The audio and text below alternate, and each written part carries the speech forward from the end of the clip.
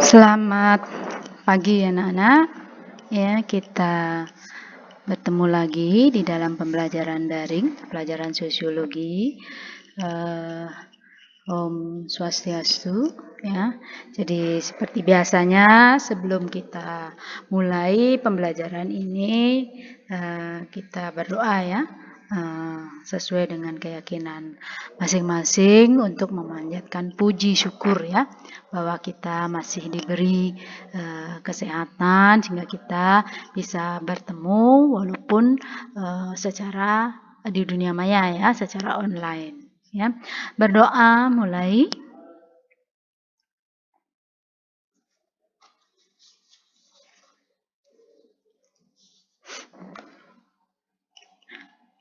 Berdoa selesai. Ya, baik anak-anak. Jadi tidak bosan-bosannya Ibu selalu mengingatkan ya pada kalian semua untuk tidak lupa mengisi daftar hadir ya. Daftar hadir, kehadiran kalian merupakan salah satu bagian daripada proses penilaian. Ya. Nah, untuk materi yang terdahulu yaitu tentang pemahaman kalian ya, apa itu permasalahan sosial ya? Apa itu permasalahan sosial ya? Nah, apa itu permasalahan sosial? Jadi kalau kita perhatikan secara umum bahwa yang namanya masalah sosial itu adalah masalah yang mengacu pada kondisi, situasi, atau perilaku yang tidak diinginkan, bertentangan, aneh, dan tidak benar, dan sulit bisa diterima oleh masyarakat. Itulah masalah sosial. Ya, jadi Ibu mengingatkan kembali saja ya apa yang sudah pernah Ibu sampaikan karena ini merupakan dasar ya untuk memahami materi berikutnya ya. Nah, kemudian selanjutnya ini adalah di dalam permasalahan sosial itu ada beberapa ragam permasalahan sosial yang muncul di dalam masyarakat, atau dengan kata lain apa saja sebenarnya yang menjadi masalah sosial. Bentuk-bentuk masalah sosial itu apa saja? Yang pertama adalah kemiskinan. Ya, apa itu kemiskinan? Ya, kemiskinan ini terjadi sebagai akibat dari tidak berfungsinya lembaga ekonomi. Ya, jadi lembaga ekonomi yang ada di dalam suatu masyarakat tidak berfungsi sehingga menimbulkan terjadinya kemiskinan. Nah, menurut salah satu orang ahli, Gilin dan Gilin menyebutkan kemiskinan ini adalah kondisi ketika seseorang tidak mampu mempertahankan skala hidup yang cukup tinggi karena pendapatan yang kurang, karena pendapatan yang minim sehingga mereka tidak mampu mempertahankan skala hidup mereka, tidak mampu memenuhi kebutuhan hidup mereka. Ya, nah ini menurut Gilin dan Gilin di sini ada yang namanya kemiskinan absolut dan kemiskinan relatif. Ya, nanti untuk apa itu kemiskinan absolut, apa itu kemiskinan relatif, ya nanti akan Ibu jelaskan. Ya.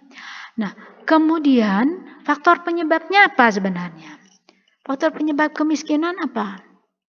Ya, faktor penyebab kemiskinan yang pertama adalah dari faktor pribadi. Ya, nah faktor pribadi artinya bersumber dari diri sendiri. Ini biasanya disebabkan karena apa? Yang pertama penyakit, ya. Penyakit yang diderita oleh seseorang sehingga dia tidak mampu menafkahi hidupnya sendiri. Kemudian penyakit mental, kalau tadi penyakit secara fisik, sekarang penyakit secara mental. Membuat orang menjadi tidak melakukan sesuatu. Ya, tidak tahu apa yang harus dilakukan. Kemudian ya karena orang-orang yang mengalami gangguan mental, bagaimana mereka tahu apa yang harus dilakukan untuk memenuhi kebutuhan hidup mereka. Kemudian kecelakaan sehingga seseorang mengalami cacat secara fisik. Kalau seseorang cacat secara fisik, bagaimana mereka bisa mencari nafkah untuk bisa memenuhi kebutuhannya sehingga timbullah kemiskinan. Kemudian buta huruf dan kemiskinan itu sendiri. Jadi pendidikan yang rendah, pendidikan yang minim atau bahkan tidak mengenal pendidikan. ya. Ini juga bisa menjadi faktor pribadi yang menyebabkan kemiskinan. Hidup boros, ya, hidup boros, jadi tidak mempersiapkan untuk di masa depan, ya. Kemudian demoralisasi, kemerosotan moral itu juga bisa mempengaruhi timbulnya kemiskinan, ya.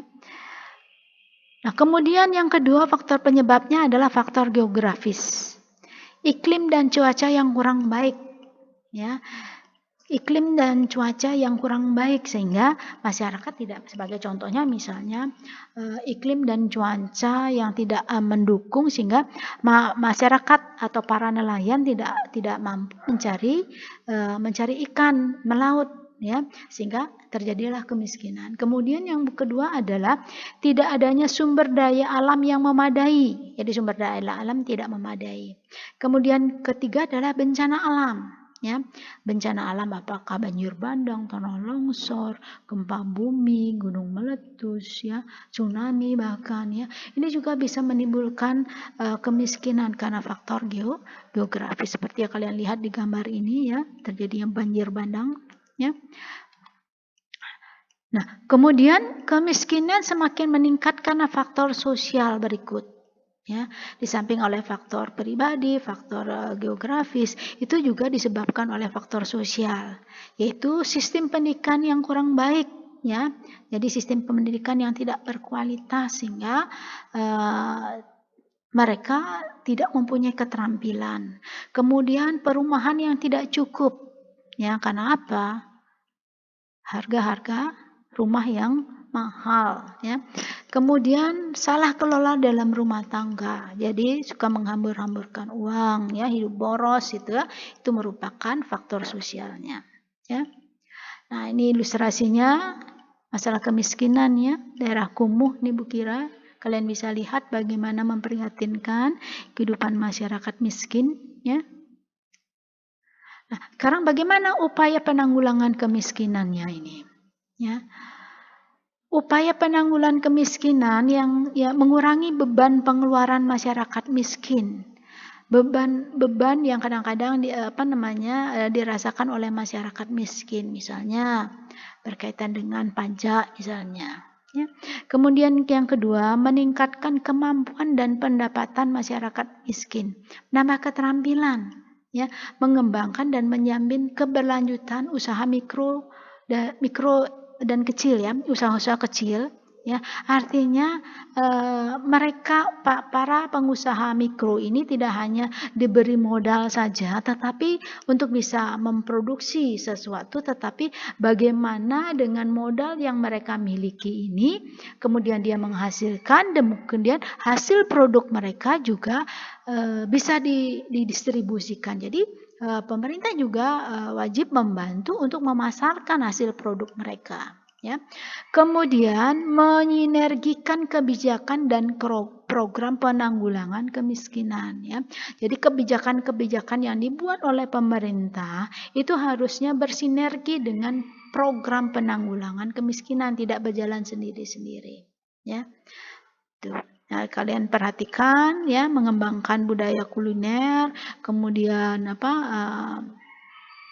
obat-obat tradisional. Ini yang perlu lebih dikembangkan lagi, dan pemerintah membantu untuk memasarkan hasil-hasil produk mereka, ya. Kemudian yang kedua itu adalah yang menjadi permasalahan sosial yang berikutnya adalah masalah kriminalitas. Kalau tadi kemiskinan, sekarang kriminalitas. Apa itu sebenarnya kriminalitas? Ya, kriminalitas ini adalah merupakan salah satu bentuk penyimpangan di mana seseorang mengalami kegagalan untuk menyesuaikan diri dengan norma-norma sosial, ya. Jadi kriminalitas ini adalah merupakan salah satu bentuk penyimpangan perilaku yang melanggar hukum pidana tertentu, ya.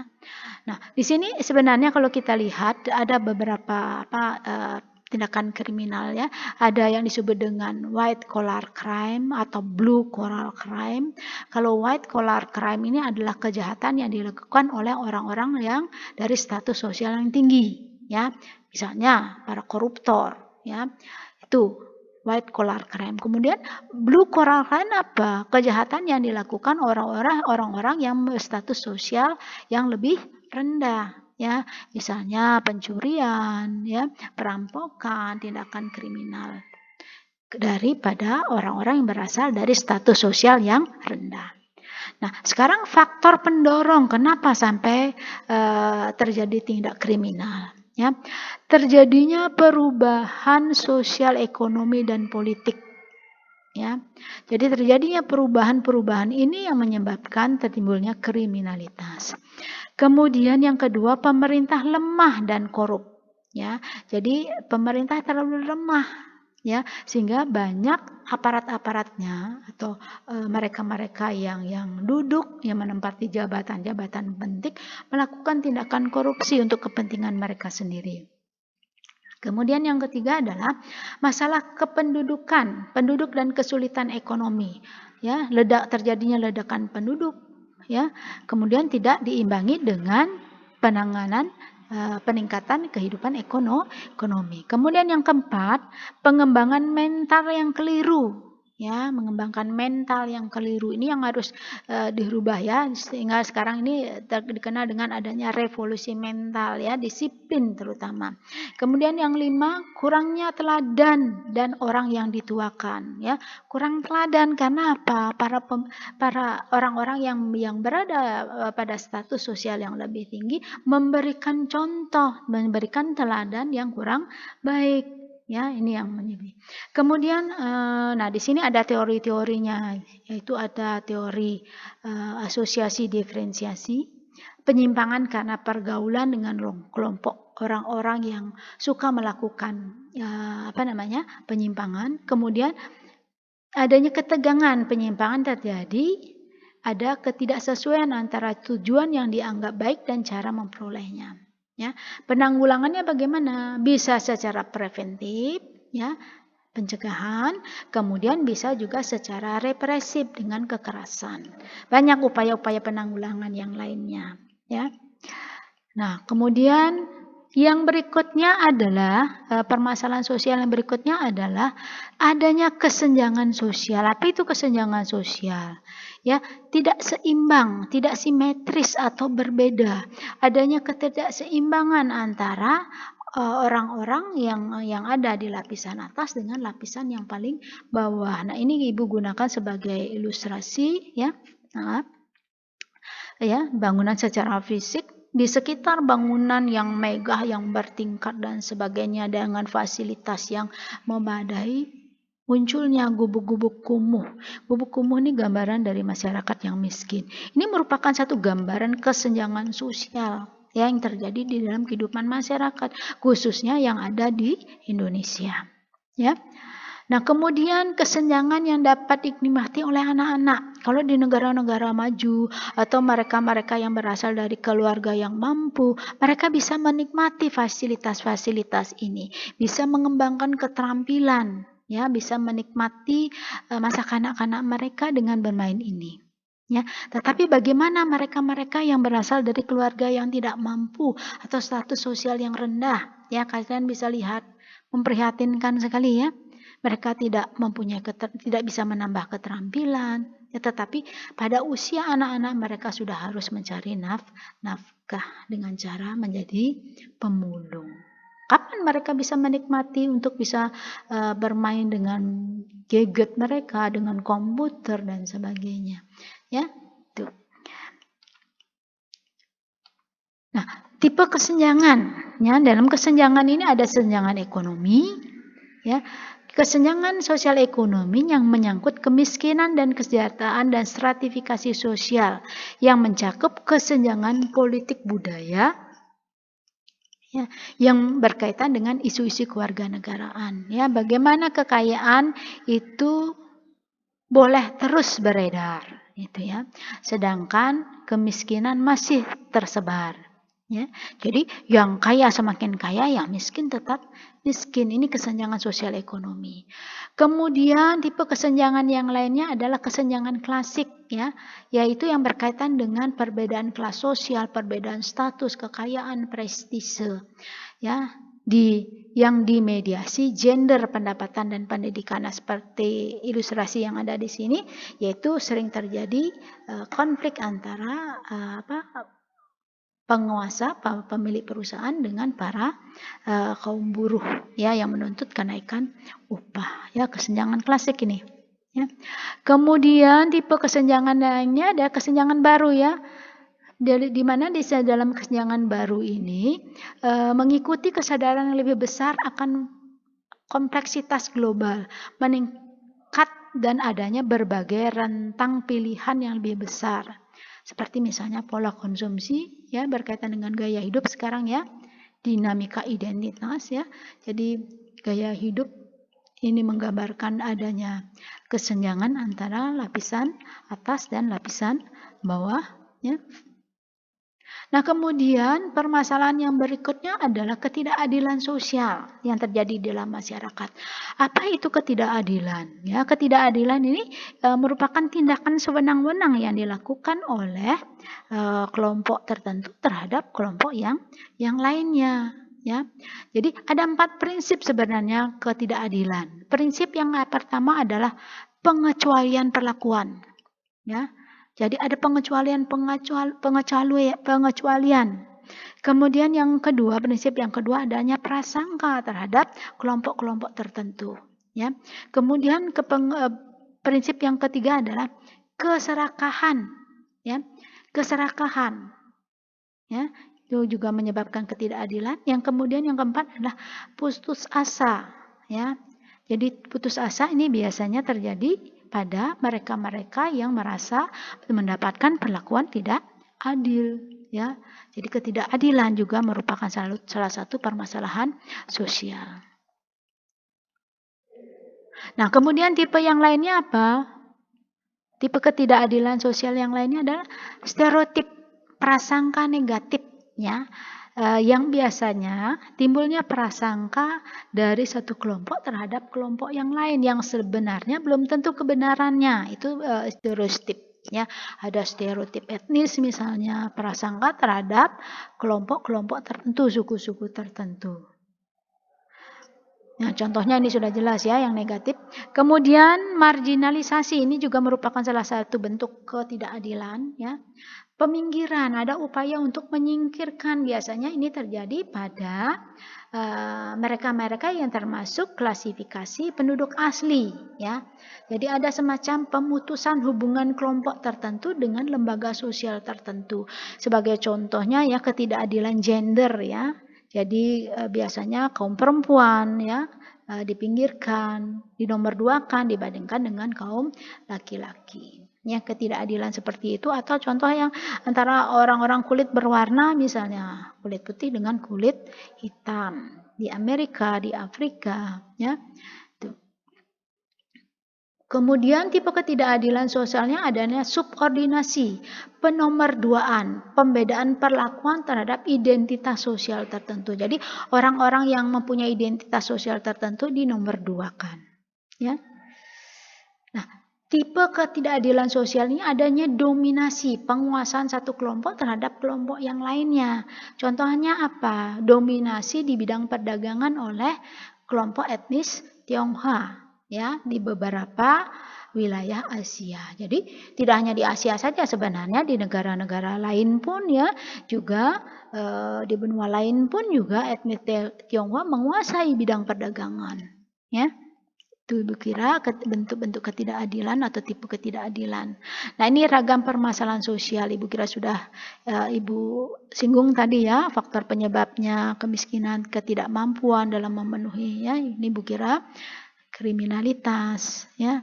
Nah, itu Bu kira materi yang bisa Ibu sampaikan untuk pertemuan kali ini. Intinya bahwa permasalahan sosial itu bisa terjadi di mana-mana ya. Faktor-faktor penyebabnya banyak ya, bisa pendidikan ya. Kemudian bisa kehidupan sistem politik yang ada di dalam satu masyarakat ya.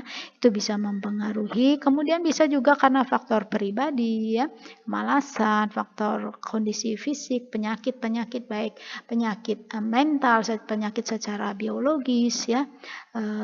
penyakit fisik ya, itu juga menjadi faktor penyebab. Kemudian faktor geografis ya, bencana alam dan sebagainya. Jadi itu Ibu kira yang bisa Ibu sampaikan yang berkaitan dengan ragam permasalahan sosial yang ada di masyarakat ya. Jadi tolong materinya tetap dipelajari dan ingat ya, semua materi tolong dicatat sehingga nanti bisa ada bahan yang bisa kalian pelajari ya. Jadi sebelum Ibu akhiri, mungkin kita berdoa dulu. Berdoa mulai. Berdoa selesai ya. Om Santi Santi. Terima kasih ya Nana.